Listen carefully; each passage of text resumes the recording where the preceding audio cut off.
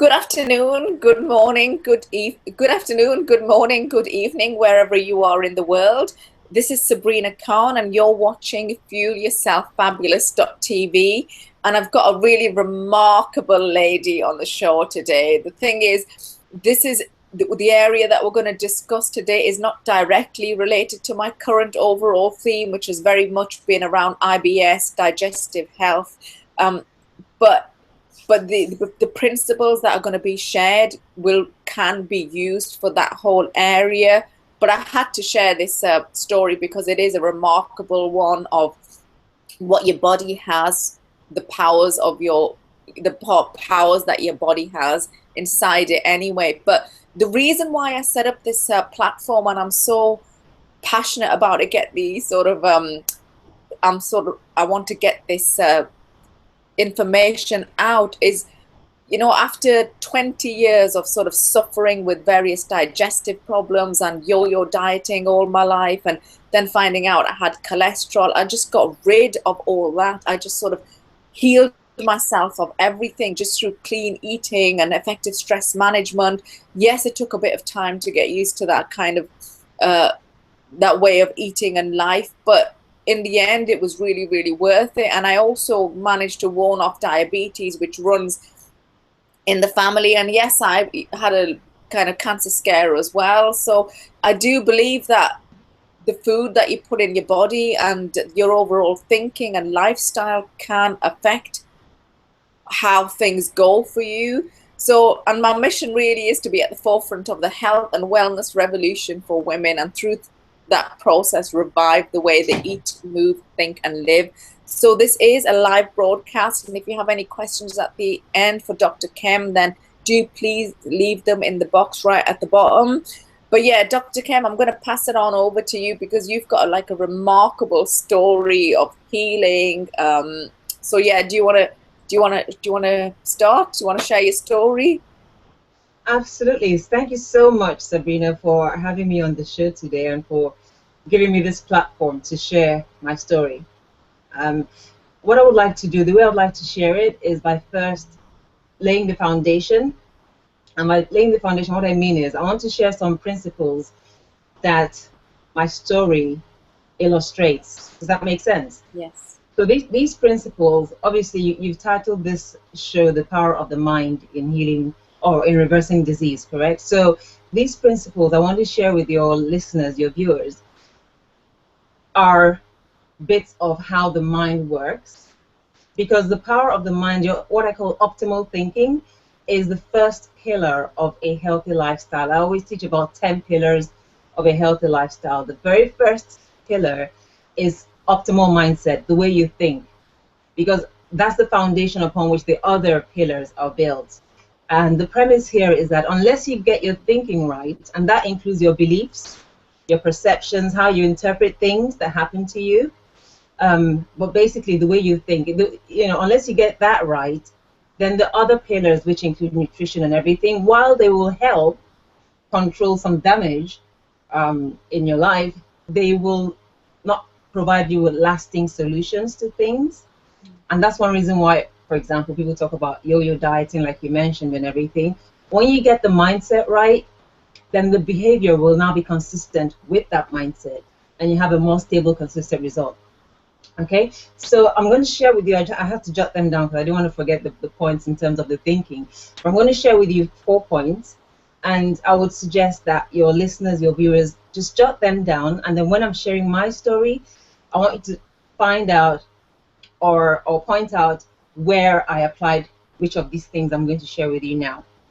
Now, the things I'm going to share with you are ways of thinking. This is something that you have a choice about. You can choose the way you think about something. You can choose the way you think about an illness, for example. But know that the way you choose to think about something has consequences, because it determines the way you behave about that something. Okay? So one thing I want you to realize in terms of the way you think is that your beliefs become your reality. Okay? Whatever those beliefs are, they are becoming your reality. There's an audio recording titled The Strangest Secret in the World by Nightingale. Some people might know of him. basically the strangest secret in the world is that you become what you think about. These things are true about you listening, or you watching this program. You're not just a bag of flesh and bones. You've got a mind, which is, you've got one. And now what I'm going to share with you is an illustration of how to tap into that mind that you've got to achieve the results that you desire, be it health or whatever else. Okay, so the first thing you need to remember is that you become what you think about, that your beliefs become your reality. So if you don't like the reality you see in your life right now, go back and find out and examine yourself to find out what beliefs are driving that reality. Because when you take responsibility for your beliefs, then you're taking responsibility for the consequences of those beliefs, which are your reality. And this statement means that if you believe that a disease is not curable, then for you, it's not curable. If you believe that a disease is curable, then for you, it's curable.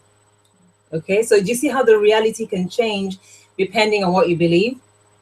Okay. And this can be across the board for any kind of ailment, you know, so it can be so right across the board for more, you know, obviously for more chronic illnesses, and for things that are maybe not as severe, like digestive problems, or you know. Oh, absolutely, absolutely. That's why, you know, I started off by saying that we've all got this ability to believe, to choose what we believe and what we think about. We were all born with a mind, you know, we were all born with a mouth, with a tongue to speak certain things. So it's a principle, and principles are great because they apply across the board. Okay. Now, today we're talking about health, healing, right? So yes, they would apply to pretty much any physical condition that you choose to apply it to. Okay. And my story will illustrate that as well. The other thing is, hold on, let me just get my thingy back on.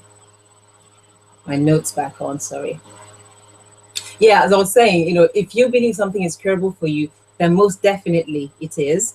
If you believe it's not, then it's not.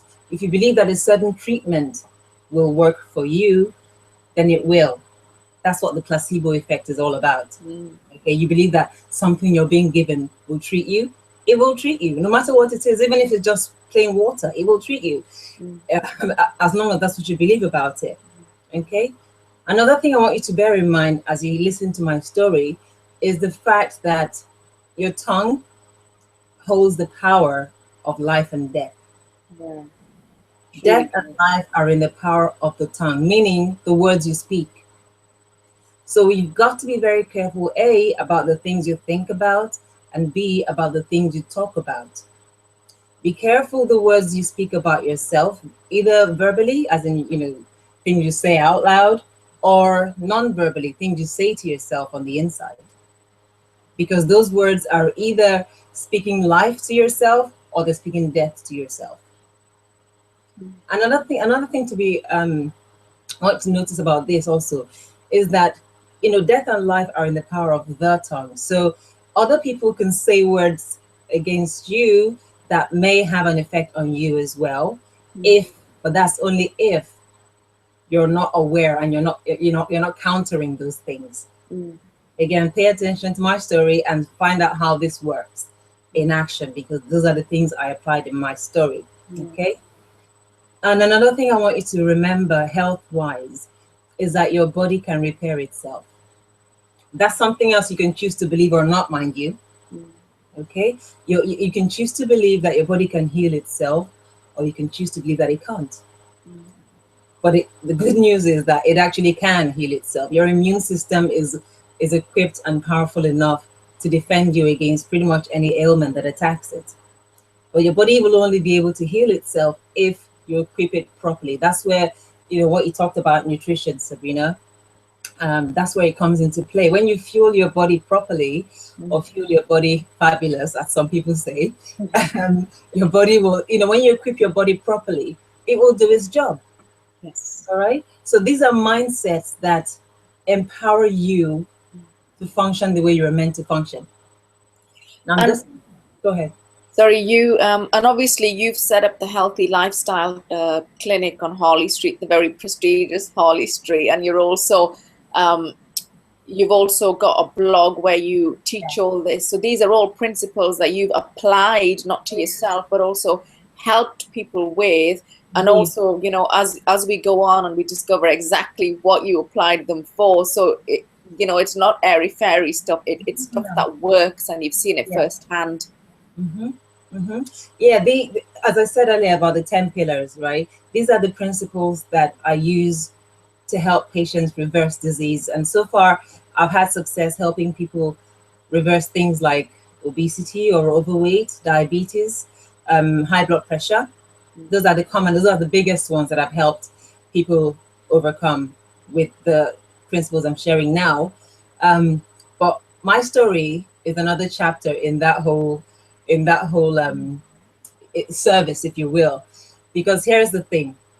In March of this year, 2015, I was diagnosed with advanced metastatic breast cancer, which means that, well, according to the reports, they said it had spread to my bones, my lungs, my liver, my lymph nodes, So that was pretty much stage 4 Yes. breast cancer, which is the most advanced form of it there is.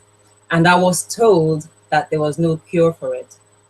Now, immediately I heard that statement, I said to the doctor that told me that statement, there is a cure for me and I'm going to prove it to you. Notice what I did there. I used my mouth, my tongue, to counter a negative that had been spoken against me. Yes. I'm not saying he was malicious or anything. That's his job. All right. His job is to tell you, this is what we found on the test, and this is the sort of outcome for what we found on the test. That's his job. No problem there. However, it's my responsibility how my life goes. I have the choice whether to accept that as it for me, or whether to speak the life I would rather see happen to me. Does that make sense? Yeah. And remember, your belief becomes your reality. All right, you become what you think about. Yes. So knowing these things I just shared with you, those beliefs I just shared with you, when I heard that diagnosis, I wasn't fazed for several reasons. One, it had always been my belief that I was going to live a long and healthy life.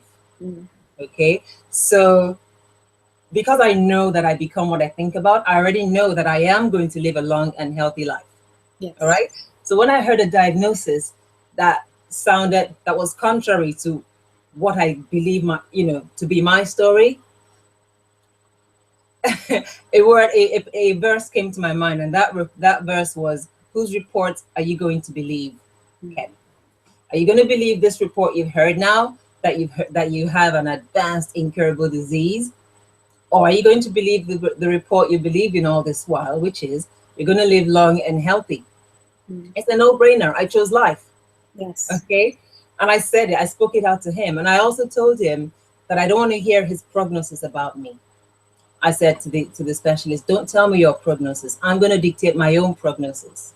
And my prognosis is that I shall live to see my son's grandchildren, and I shall outrun them in the playground. Guy was looking at me like I was crazy, but I didn't care because I knew what I was doing right there. I was deliberately creating my life. You understand? Yes. So that was the first thing. They had said there was no cure for it. I counted it immediately and said, yeah, but there is a cure for me though. And I'm going to prove it to you. Immediately you speak words, stuff gets set into motion. Yes. It's out in the universe, isn't it? You've released absolutely. It. Stuff gets set into motion. All right. Now, if I had received that news differently, I wouldn't be sitting here talking to you today, I promise you. All right. People with less advanced diagnosis have, received the same news, given up hope, yes, given up on life, and then gone downhill in a hurry. Yes. Do you understand? And that was pretty much what was expected to happen to me. In fact, one of the reports that was written about me said that this disease was aggressive, rapidly progressing. Yes. Now, when I saw that report, what did I do? I countered it. And I said, the only thing that's the only thing that's aggressive and rapidly progressing here is my healing. Yes. That's what I kept saying. Mm. You see what I mean? So you don't let negative stuff settle on you. You counter it immediately, because Yes. the words have the power of life and death. Yes. Negative words will create death around you. Yes. Positive words will create life around you. And I choose life. I choose Yes. life every single day, and I'm loving it. Yes. Okay. So another thing I did when I heard that diagnosis was I knew that part of a healthy lifestyle, part of the 10 pillars, would include support, the support system. And so I needed that's the 10th pillar, is actually optimal support. So what I did was I didn't want to share this information with just anybody, because I knew that many people will get freaked out if they heard this diagnosis. And I didn't need that negative energy around me at all. Yes. So I chose the people I told about it. And for each person I told about it, I told them that the rule here is that I reject all sympathy. Don't tell me you're sorry. There's nothing to be sorry about. I'm fine. Okay, it may just take a while for my body to manifest my healing, but I am healed. Okay, so I reject all sympathy. I reject all sorrow, all fear, all doubt, anything negative and toxic like that. Because believe you me, those toxic emotions, they breed fear. And Yes. fear, in my opinion, is what kills people more than any disease. Yeah, definitely. I'm Once, with you on that. yeah, once somebody has given up on life, you might as well go buy your coffin. Yes. So I continue to maintain a positive attitude around me. I only share the information with people who would maintain that positivity around me. And so I found this little support group in WhatsApp, and Yes. I was sharing with them, what I was going through, the things I was being told in the hospital, and how I was dealing with those negative words and everything. And I needed the group there because I knew there would be some days when I felt down. You Yes. see. So on those days, I'll just let them know, here's how I'm feeling, just encourage me and lift me back up. So that was going on um, at the same time as as I was dealing with this diagnosis. And the reason the diagnosis came about was because now I'm normally relatively fit and well. I'd done a 10K race in November, and I set myself another goal to do a longer race this time, just because I like setting goals to help me progress, measure my progress in fitness. So I was relatively fit and well, but in around February, March, well, maybe from end of January, I started having breathing difficulty. So I went to get that checked out, especially when on a particular day I was not able to run up to 3K. I had to stop and walk home. This has never happened to me before. So when a symptom is actually interfering with your what should be a normal activity, you better go get it checked out. So I did go get it checked out, and that was when I had a chest X-ray, and that showed that my right lung had collapsed because there was a lot of fluid squishing it. So that was when they now did the scans, the CT scan that showed disease that had spread all those places I told you. So I had to have surgery. Long story short, I had to have surgery on my the right side of my chest to not just drain the fluid, but to put something there to make it not build up again. Okay. Now after the surgery, the specialists, they had a kind of a team meeting about my case to decide what to do about me, because essentially they've already acknowledged that they can't cure anything. So they were meeting to discuss what to do, I guess, right? Now the reason I'm mentioning this meeting is because you know how I talk about the power of life and death, right? Yes. In that meeting, they cannot have been speaking life towards me. Okay, because medical science, with this diagnosis, medical science equates it with death. Yes. Medical science calls it terminal. I call it temporary. It's your choice how to take it, right? So because I noticed that after the surgery, I still had a lot of tightness around my chest.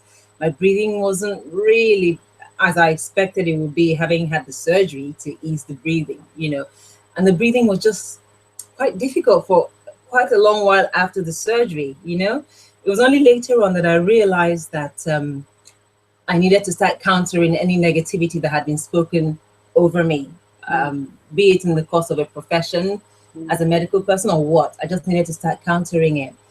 And another thing I needed to start doing was to watch how I spoke to my body. Yes. Because another thing I did when I got the diagnosis was to start speaking to my body. Right. Every part of my body, all my cells, all my organs, especially the organs that they said had disease in them. I was speaking deliberately to these organs, and I was saying, I said I speak life to my healthy cells, and I speak death to the unhealthy cells in my body. All right. I said, my bones are healthy and strong. My liver is healthy and strong. My lungs. I was just speaking several times a day to my body. Yes. And then I started speaking to my immune system. I said, natural killer cells, you need to rise up and totally destroy every cancer cell in this body. Because you have to, your cells are listening to you. So I was practicing what I've been teaching others to do, right? But I did it several times a day, took it like a prescription, do this several times a day, every single day kind of thing. So every day I was speaking to my cells. And at the time I had lumps. I had lumps on my breast. I had lumps in my neck that you could actually see. And so I was speaking to those lumps as well. I said each of those lumps has to die and disappear. These are the kind of things I was saying. Yes. And then another thing I was saying, remember I said about the breathing? Initially I was saying, let there be no more chest tightness, right? But I still kept having chest tightness, right? And then I realized that I needed to change what I was saying, because there's a concept in personal development.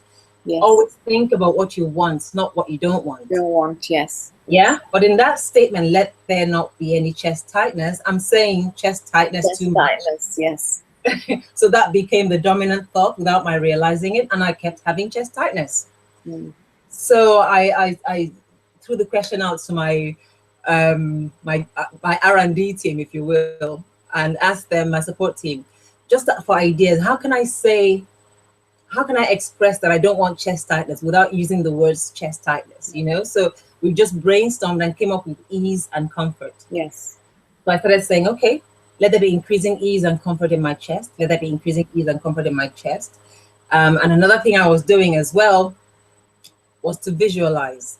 So there's so many powerful tools that we can use to create the realities we desire. Yes. First, you have to know what that reality is. You need to know what you want before you start heading there, right? Yes. So knowing what I wanted, I would meditate. I would do deep diaphragmatic breathing, and I would visualize what I wanted to see happen to me when I was doing that, the meditation and the visualizing. Okay. One particular day or night, even up until that night, I had been sleeping at 90 degrees, because anytime I tried to sleep less than 90 degrees, I couldn't breathe properly. Yes. All right.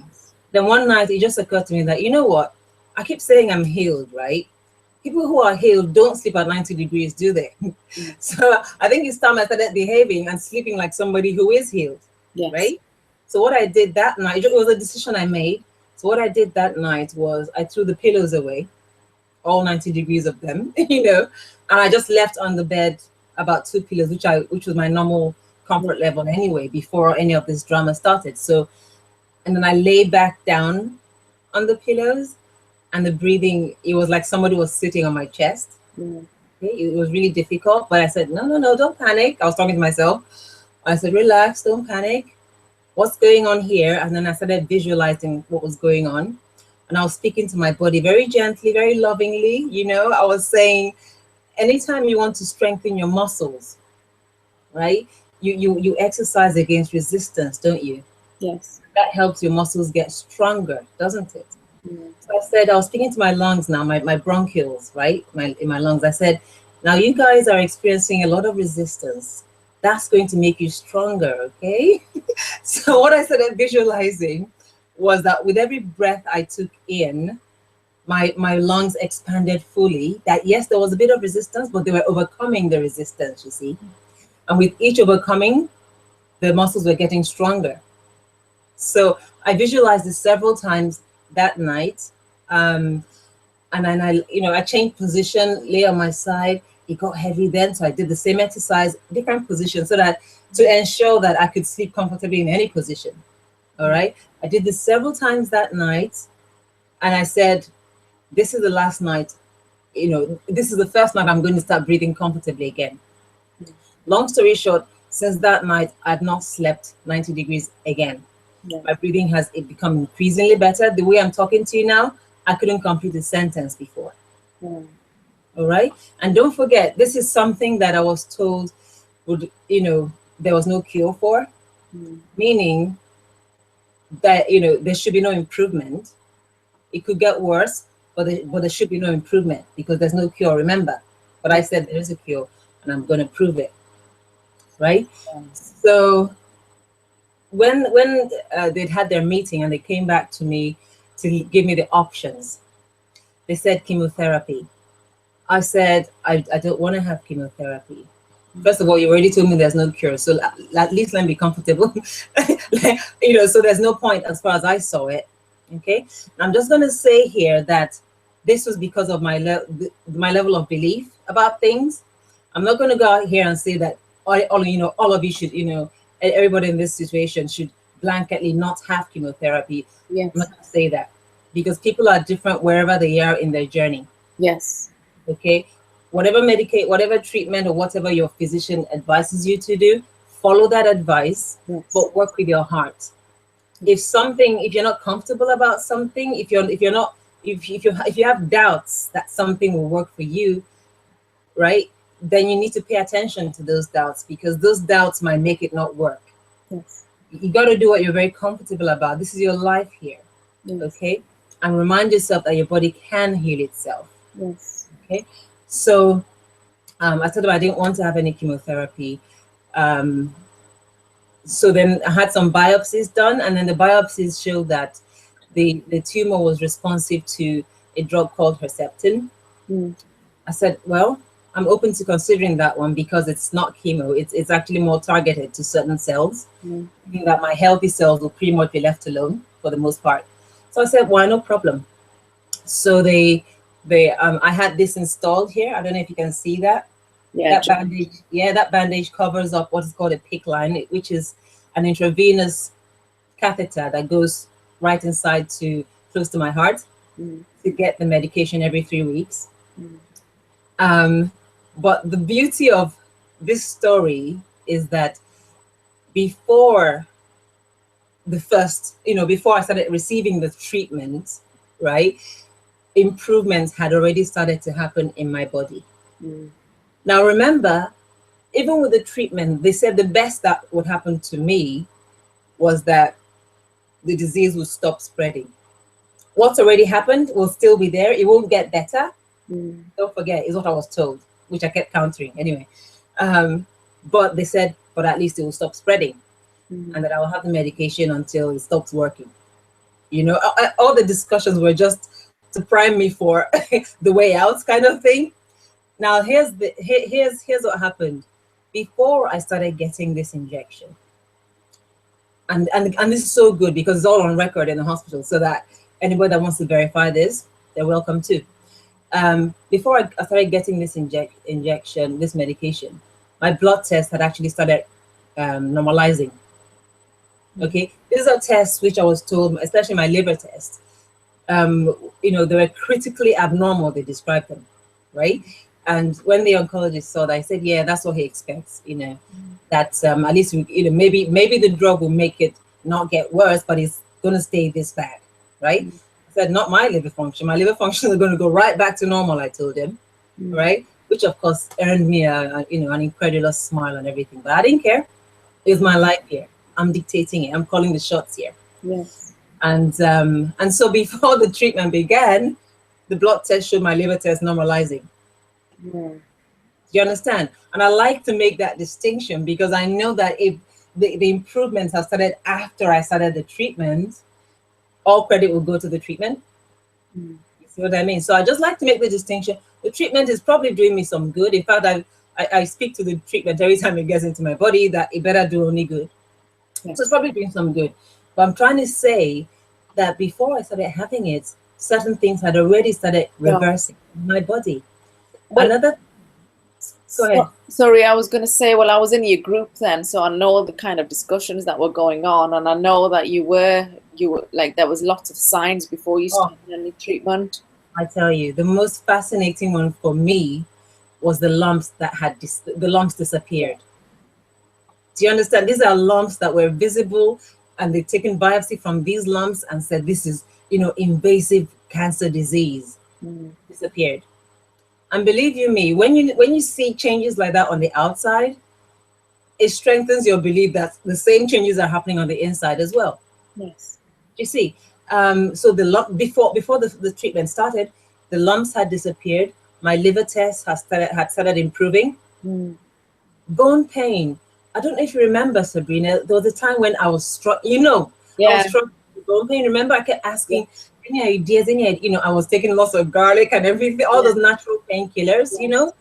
Anytime I laughed or coughed, it was like my chest was going to explode from the pain. Until one day, I think it was the day they said about the liver test being so bad, and I just got mad with this whole symptomatic palaver. I was like, you know what? First of all, my liver tests are going to go back to normal immediately. And second of all, I speak ease and comfort to my bones as well. Yes. Ease and comfort. Remember, I was avoiding using the word pain. Yes. Okay. Yes. So ease and comfort to my bones as well, not just my lungs and my pleura and everything. And to show you, how bad the pain was expected to become, because don't forget, this is the worst case scenario, the most advanced diagnosis right here, right? Yes. So they expect it to get worse and worse and worse and worse. So they sent me home from hospital with some very, very strong opiate painkillers, right? I've not had any painkiller for months now. Okay, let's say for weeks, because we're talking May. Yeah, so for months now. I've not had anything, not paracetamol, nothing. Wow. And you used to always like, I've just had a paracetamol and I'm just gonna, remember. Yeah. But I've not needed to take anything like that for all these weeks now. Do you understand? It's the power of the spoken word and the power of belief. And anytime I get tempted to feel discouraged, I remind myself two things. One, death and life are in the power of the tongue, not in the power of the oncologist or the power of the blood tests, then the power of the tongue. So I start speaking life back to myself. I start reminding my body that I'm here to flourish right into old age and be fruitful, meaning I'm still going to be working and teaching people and serving people with this message right into my old age. So I just remind my body what the program is that I should get with, right? And then I remind myself I become what I think about. And so I start thinking again, visualizing myself in perfect health. I visualize myself running again and not, breathing very comfortably, things like that. Yeah. And the things I'm visualizing, I'm seeing them happen. Right now, anytime I go to hospital, because I go for them to change the dressing every week. So every time I go to hospital, I make up my mind, I'm going there to inspire somebody today. I'm going there to encourage somebody. That's what this is all about. When people say, oh, Dr. Ken, why did this happen to you? Why you? And I'm like, first of all, why not me? Why not me? Who else would it happen? Who else should this happen to? Somebody that will go and be killed from fear? Or somebody that can whoop this thing's ass and go ahead and teach others how to do the same? All right? Because that's the whole purpose of it for me. Well, that's one purpose of it for me, is to overcome it and teach people how to do the same. Yes. Not just with cancer, but with, you name, fill in the blank. Yes. It's a principle. Principles, it's a principle. It's exactly the same. It's a principle. And if this principle can work for advanced cancer, the scariest diagnosis out there, I also want to teach people to not be afraid. Yes. Because fear is what kills more than anything else. Giving up hope, that is what kills. Okay?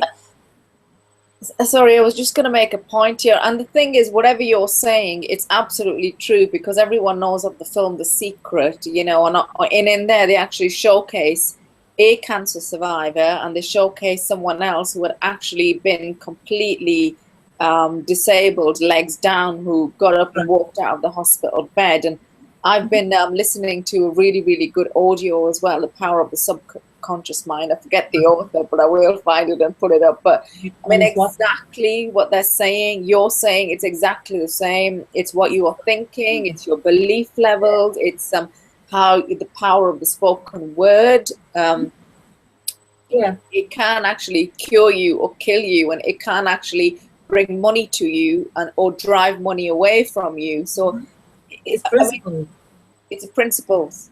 Yeah, they apply to every area of your life that you want to apply them to, whether it's your health or your relationships or your finances or whatever. As long as we begin to deliberately work with these principles, they work. But we've got to first of all know that they even exist. Yes. And then apply them, actually act on them. Okay. So one thing that this diagnosis is for, in my case anyway, I mean, as I said earlier, I wasn't phased because I knew it wasn't meant to end me. All right. I still got like, about 7 decades more around here. All right. So I haven't even got started. I'm just getting warmed up here. All right. So it wasn't meant to end me. So one thing it was meant to do for me was to empower me to enable others to empower themselves. Yes.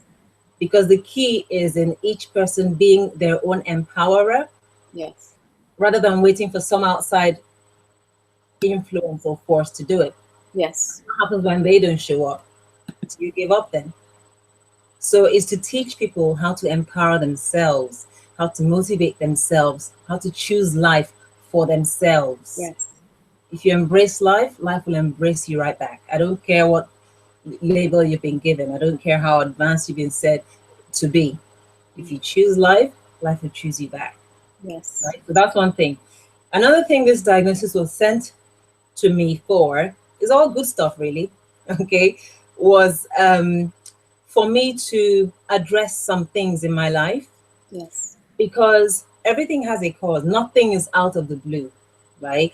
And so when I received this diagnosis, one thing I did was what I encouraged my patients to do: go through the 10 pillars checklist and find out, honestly assess yourself, where are you weak? If you can find out, most every disease is due to weakness in one or more of these pillars.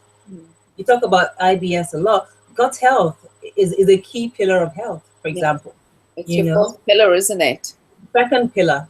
Second pillar, wow, I thought it was your fourth pillar. It has to be the second pillar because, first pillar is mindset. Yes. Because before we talk about nutrition and all that, we have to talk about gut health. Yes. So it's the second pillar. No point eating the best diet and your gut is unhealthy.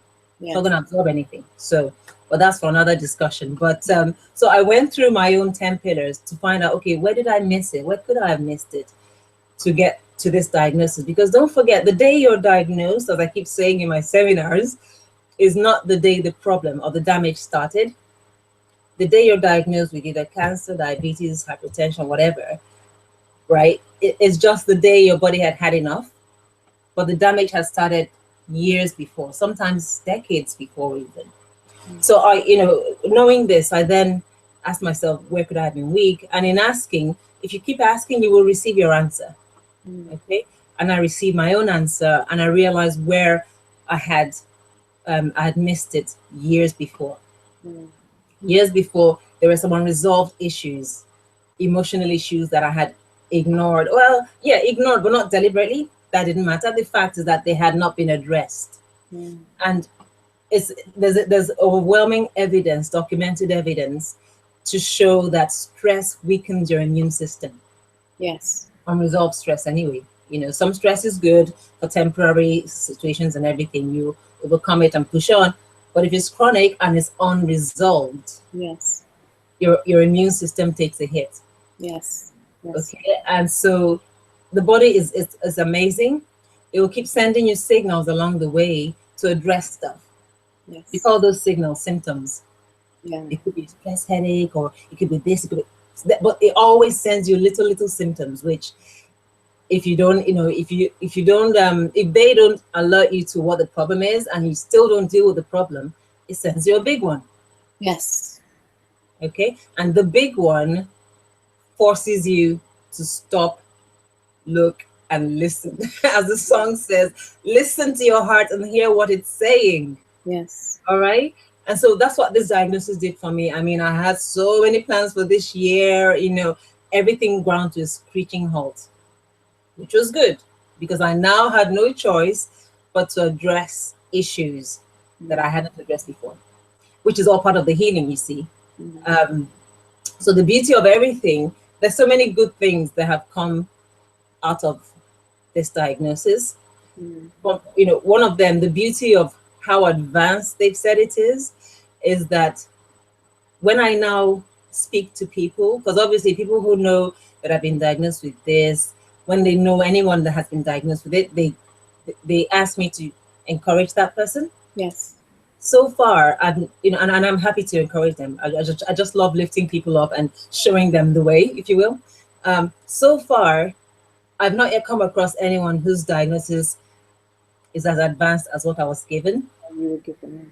And yet many of these people look unwell, they feel, down, yada yada yada. So when I've spoken to them, they see me so full of life and joy and positivity and everything. So when I've spoken with such people and encouraged them, and then I now let them know what I've been diagnosed with, they are so filled with hope. You see, they now know that, if it can happen to me and and I beat this thing, why not them? Yeah. And that's what I want to be able to do for people, Yes. to lift them, inject that hope into them. Yes. So there is the beginning of the turnaround for them. Your cells are listening. They're listening to your emotions, they're listening to your thoughts and everything. So if you got hope, that's just the beginning. You can then build on it. But if you don't even have hope, nothing gets through to you. You won't listen to any other message. But at least if you have hope, then you're more open to considering that, maybe my body can fix itself. Yes. Okay, so what should I be eating to help me do that? Or what should I do differently? You see what I mean? But people who don't have hope, they go ahead and make things worse by eating rubbish. Yes. You see, because they don't have hope, they're like, what's the point anyway? Yes. So they now make things worse, make the fulfilling, what's it called, the self-fulfilling prophecy. Self-fulfilling prophecy, yeah. They make it happen by their actions. Yes. Whereas somebody who has hope, somebody who believes that their body can heal itself, will go about doing the right thing. Their behavior will show that they believe the body can heal itself. Yes. They're going to go about seeking out the right things to eat, the right way to rest, the right things to drink. You know what I mean? And that behavior will also reinforce their self-fulfilling prophecy of the body healing itself. Yeah, it's very. I mean, the thing is,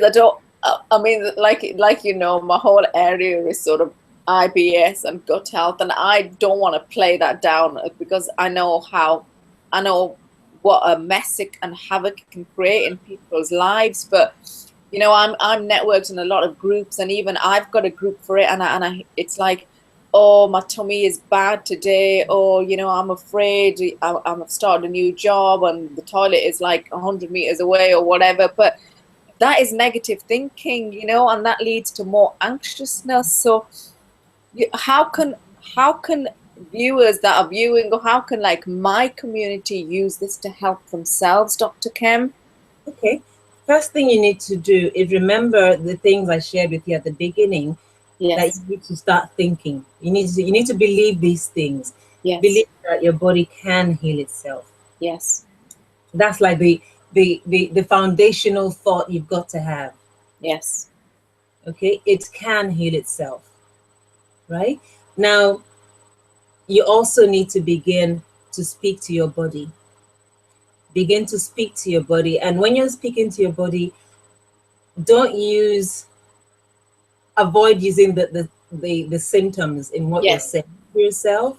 So, for example, give me a symptom, Sabrina. Okay. A symptom is they're very terrible spasms, terrible diarrhea, or terrible constipation. Okay. So obviously you don't want to have these symptoms, No, correct? no. Okay. So how could you say to your body to not have those symptoms? What could you My say instead? my stomach is completely normal and feels healthy and healed, and my bowel patterns are regular. Yeah, that's fine. Those are the things you would want to happen anyway, isn't it? Yes, yes, Yeah. Speak healing to your bowels, speak healing to your digestive system. yes, My digestive system is completely healthy, yeah, completely healthy. My abdomen, yeah, my digestive system is comfortable and at ease. yes, I speak comfort and ease to every part of my body, yes, every part of my digestive system. My digestion works perfectly. You know what I mean? So whatever symptoms that you have, speak the opposite to yourself. mm, yes, yeah. Speak the opposite to yourself, and not just to the bowel, not just to the digestive system, but to all of you. Yeah, yeah. It makes a And lot. that's It yeah, makes sense, but in the first instance, you've got to believe. You've actually got to believe that this is right and this can happen. yeah. You got to be. That's why I said at first. You have to believe that your body can actually do it, Yeah, that it can actually heal itself. And it also helps not just to say that to yourself, but to visualize it as much as possible. If it means you go look and Google up images of a healthy digestive system, do it. Whatever's going to help you visualize a healthy digestive system. And then when you take your deep breaths, you know, the diaphragmatic breathing where you breathe in, pushing your stomach out, and breathe out, sucking it back in. That's actually how we're supposed to be breathing all the time. But anyway, at least do it when you're meditating and visualizing. And then you visualize a very healthy digestive system yes, functioning perfectly, yes, right? Perfectly formed stools that come out comfortably. yes, Remember, we're avoiding the words you don't want to experience, remember? So, you know, they're perfectly formed, and you have complete bowel motions whenever you do go, and you're very comfortable afterwards, you know. So you got to do a lot of internal and external speaking yes. to yourself, and visualizing as well. All of this on the foundation of the belief that your body can and is healing itself. And you know, I know. I mean, again, back to myself. I know this. I know this is totally true because last year, when I had a really bad flare up, after a couple of years of clean eating and mindset and stress management, where I had no symptoms at all, then I had a year when when I was focusing a lot on my digestion. Oh, it's hurting. Oh, I've got cramps. And the more anxious you become, the more you focus on it, the more it happens. So I've just given advice to someone in my group, and they're anxious about certain things at work, and I'm like, the more anxious you are, the worse you're going to get. And that's exactly what Dr. Bolan, who's an IBS expert at about.com, said in my last interview. It's like a vortex. You Yeah. think something and it's going to aggravate it and get worse, so you've got to switch it around and start thinking the opposite, really, haven't you? Absolutely, and that is key to whatever health condition you may be going through, whether it's IBS or anything else. That is key. You've got to learn to manage your stress, or overcome your stress, as I prefer to call it. But basically deal with it. Don't let it, don't remain in a stressful situation. Don't remain in an angry or whatever. Any negative situation, mindset, deal with it. Get rid of it from your system and move on. Because if you don't, the your body is designed to protect you. But if your mindset is wrong, things will go wrong as well. Do you understand? Your immune system will go wrong. Your hormones, your endocrine system will go wrong as well, and Yes, these things will manifest as disease yes, in one form or another. So, but it all begins with the mindset. Once that is right, and you're at peace, which is another thing you can say to yourself, that speak peace to yourself. I'm experiencing perfect peace. I'm really calm, and the deep breathing also helps massively with yes, stress. It helps you release stress a lot, as does exercise and other things like that as well. But I just want to emphasize again, the first pillar of a healthy lifestyle is your mindset, the yeah, optimal mindset.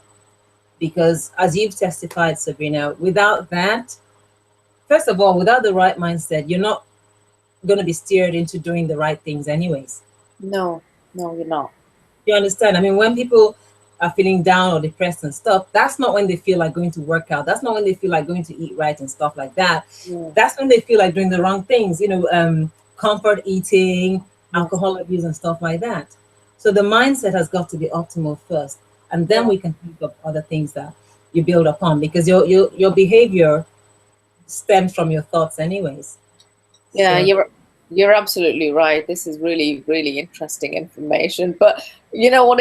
I've decided what I'm going to do now. My group's no longer going to be called a moan group. My group's going to be called Speak Life into Your IBS and called speak. it a moan group.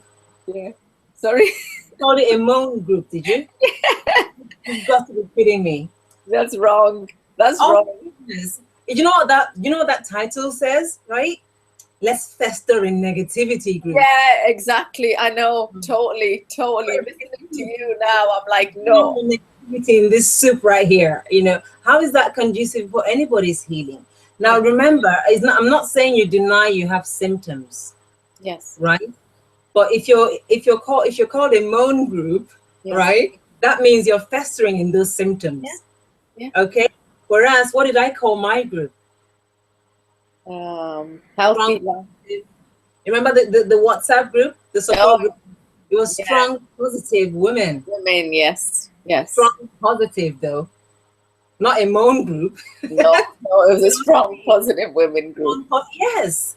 Because when I felt down or had, especially when I had the pains, that time I used to have pain and it would get me down.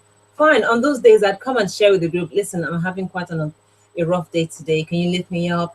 And that's all that's all I'd say about it, right? Would all jump in, they would encourage me, they'd remind me of something, the mindset would change. Yes. And then that was it. So you don't deny that these symptoms are there, which is like denying that you have weeds in your garden. Yes. You acknowledge the weeds out there, but then you deal with them and move on. Yes. Yeah. So you acknowledge the symptoms are there, but you deal with them immediately and move on. You don't stay in there and encourage them to overgrow the garden. No, yeah, you're absolutely right. And whether it's for personal, I mean, I've been touching on personal development for the last 4 or 5 years, and I know, through Joe Vitalis, through The Secret, through Anthony Robbins, through all these big speakers that charge thousands and thousands, that what you're saying is absolutely correct. So yeah, I'm going to change the name of my group now, and whoever wants to stay stays, because it needs to be like it needs to be strong, powerful women who can. Or let them know that they're free to air their concerns anyway. You're not saying that everybody should come and pretend nothing is happening. Yes. Don't forget. Yeah, they're free to come and share their concerns, their fears, their worries, and everything, but not to dwell on them. Just to share them, and let's help you get out of them and move on. Yes. No, brilliant idea. So I've got some, you've shared some really, really valuable insights, and my whole platform were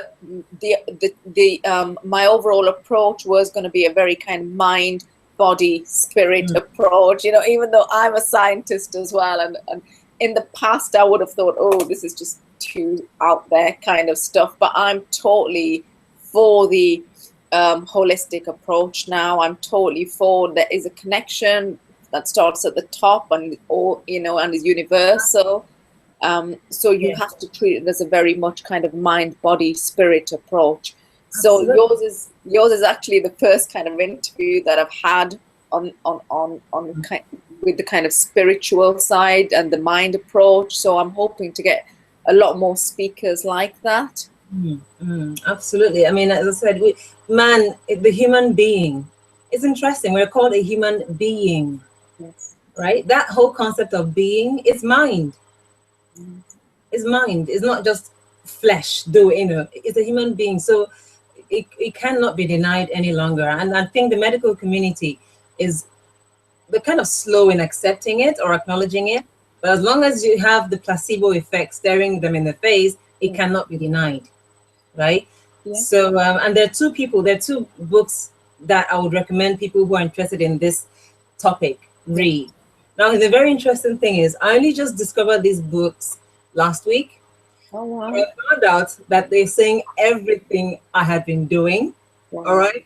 down to the using the example of Pac-Man, because one of the things I told my body, I don't know if I mentioned it earlier today, but I must have told you before, was when I was telling my body, to my natural killer cells, to destroy all those cancer cells, I told them to behave like Pac-Man. Remember the old game Pac-Man, right? Yes, yes. Behave like Pac-Man and go eating up every cancer cell in the body, right? Yes. So even down to that illustration, last week I discovered this book and I'm mentioning it there as well. So one of them is Getting Well Again. Let's see if I have it here. They're kind of old books. Do you see? Yeah, yeah, yeah. Getting Well Again by Dr. Carl Simonton. And Yeah. the other book, very, very useful. Every medic should read it, as should every body, every human being should read it, is this one called Love, Medicine, and Miracles by Dr. Bernie Siegel. Right? Yeah. So these are books with a lot of references of scientific proof of the power of the mind in healing. Wow. Yeah. So the science is there for those who are open enough to accept it. It is there. It is there. Yeah, it is there. Oh, phenomenal stuff. So we've just got some questions coming in, Dr. Kemp. So Julia is saying, can it be used for everything, this approach? We have sort of touched on it, but you know, can it be used for every symptom? It can, indeed. And one thing I want you to realize, Julia, is that just think about it, right?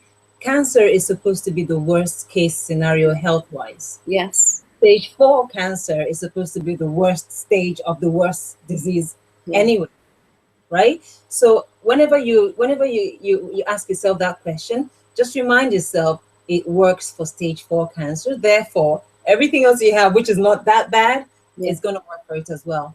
Yes. Okay? It works for anything. But first, you've got to believe that your body can do it. Yeah, absolutely. So unless you're comfortable with that truth, the other things might be a little bit hard for you to believe. Yes. But it will work for whoever believes it. And to get to where you believe it so comfortably that when you hear a diagnosis like that, you're not fazed. It will take daily exercise, mental exercise, and that it will take also bombarding yourself with information that backs that up. So reading personal development books, yes, and books that teach you things like this. Okay.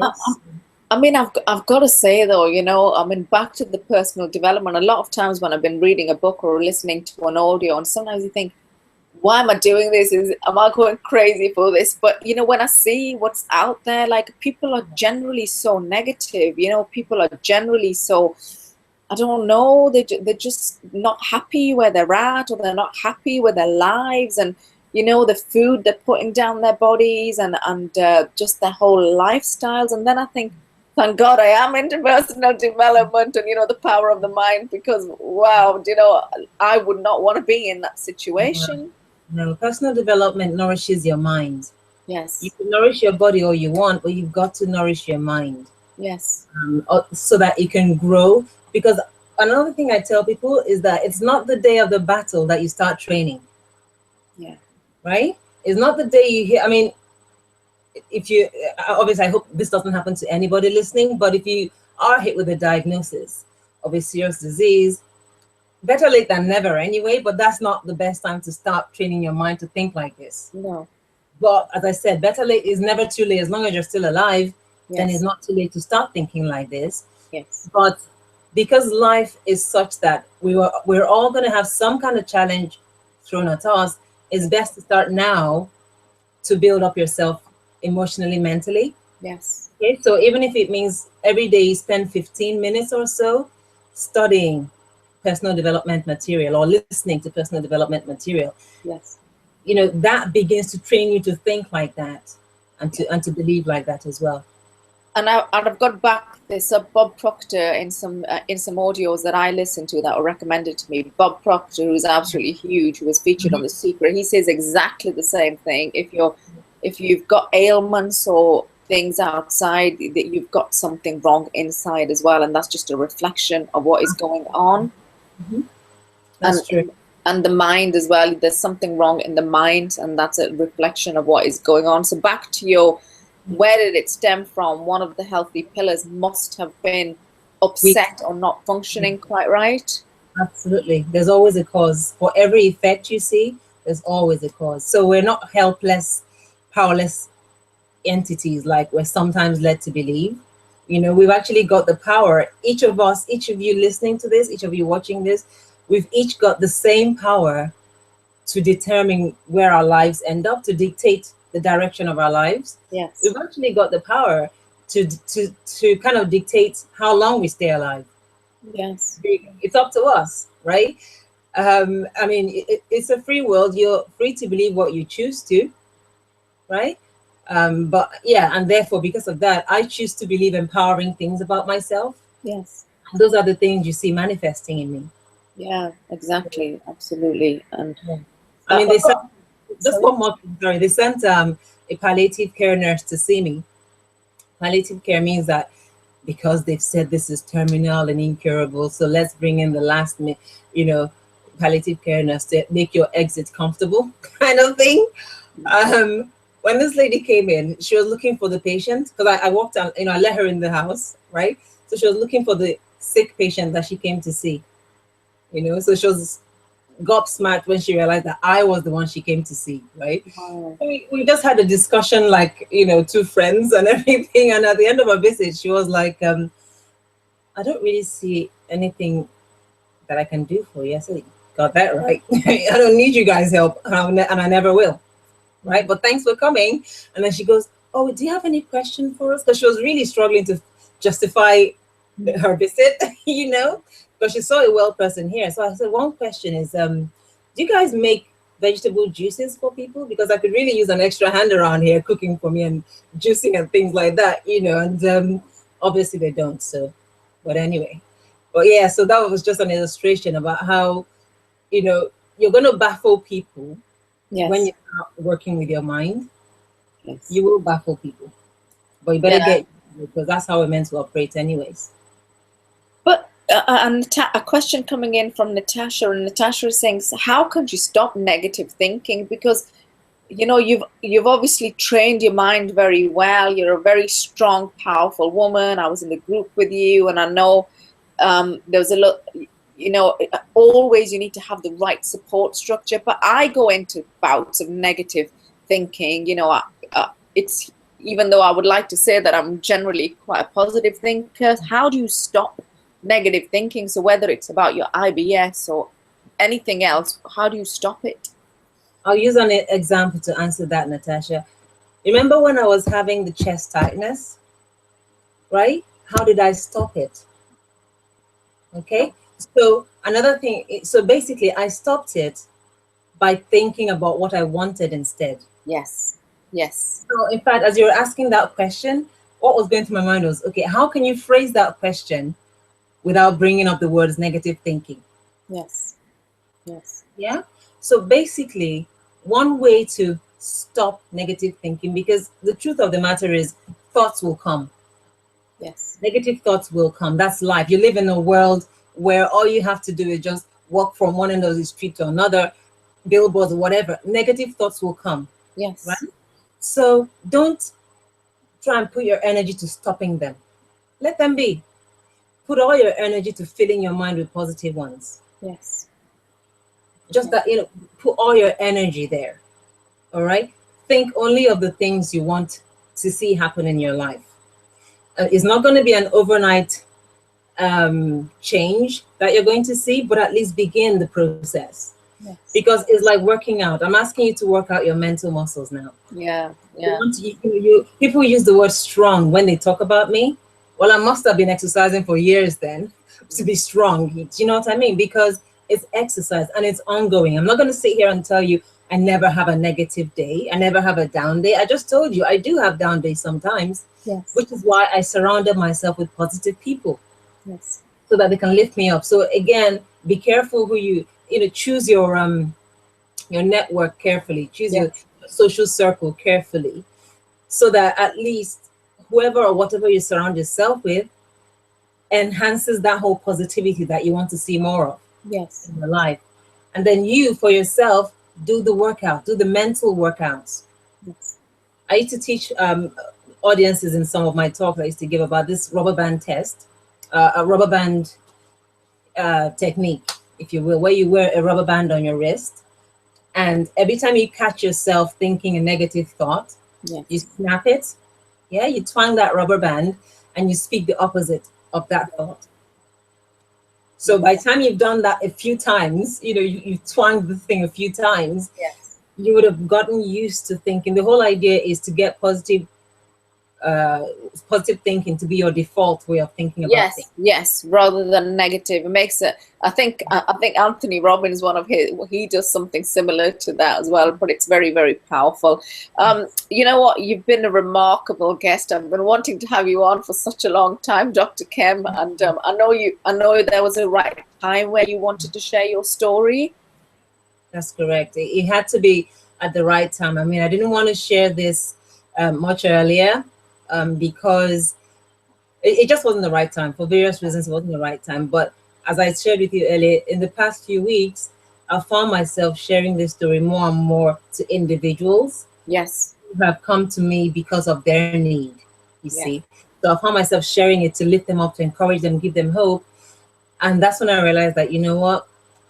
People need this information now, so don't keep it to yourself. Don't keep this light under a bushel, so to speak.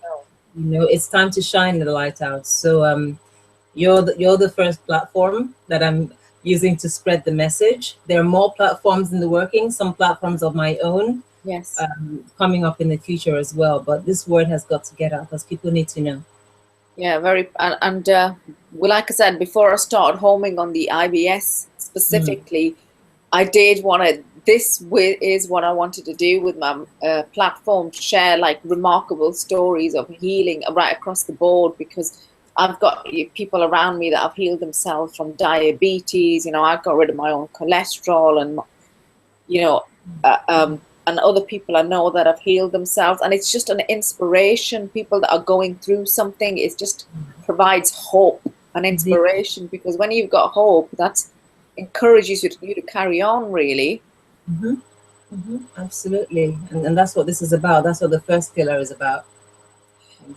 So where can people get to know more about you, or look about your healthy pillars of 10 pillars? Because obviously, like we said, this approach can be applied for everything. It's not just chronic, whatever disease it is. The whole point of the 10 pillars, they're really designed to get your body to reset back itself to where it's doing what it's supposed to be doing anyway. Because remember, disease is from weakness of one or more of them. Yes. Once you identify which one of them is weak, then your body, and you begin to fix it, your body will take care of the rest. It will take care of the rest. It's that intelligent. So you can find out more on my website, which is www.drkem.com. There's a free book on there, and then you have, it's more of a blog than anything. So there are articles there, including the one on the 10 pillars of a healthy lifestyle. Brilliant. And I will, when you've got a bit of time, Dr. Kem, I'm gonna work with you and hopefully get some insights how to devise this, especially for like IBS, the kind of affirmations IBS people that are suffering from it should be using. Because the thing about that, which is slightly different to other chronic illnesses, is people can talk about chronic illnesses, whereas this is something that's not bad enough to talk about, but it's still something that people are suffering with. So it's more of a thing that people are needing to suffer with it in silence. And sometimes the whole point of my support group and other support groups is that people can just air how they're feeling without having to tell their family and friends, because the family and friends will just go, what's wrong with you? You just got it's only IBS. It's all so that's why I'm very keen to work with you, just to put together a set of affirmations, and maybe like a visualization just for. So I'd love to do that.